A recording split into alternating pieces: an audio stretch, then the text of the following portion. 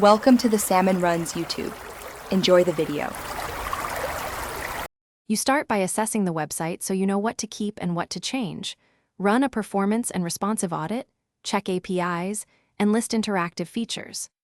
Once done, enable HTTPS and place the code in a Git repo with CI to automate builds. Make a web app manifest and a minimal service worker now so the app can be installed and cache core files.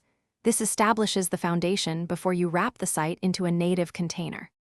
You next pick how to convert the site: PWA for quick install, a WebView wrapper for simple native presence, or a hybrid framework when you need native modules.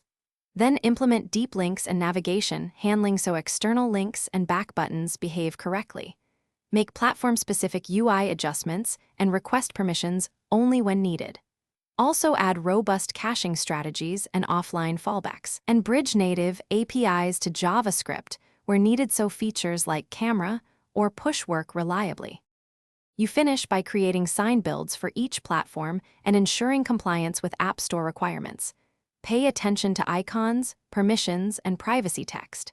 Test extensively on real devices, run performance audits, and enable analytics and crash reporting so you can monitor behavior. Then deploy through CI/CD and submit to stores or distribute via enterprise channels. If something goes wrong, check the WebView console and network.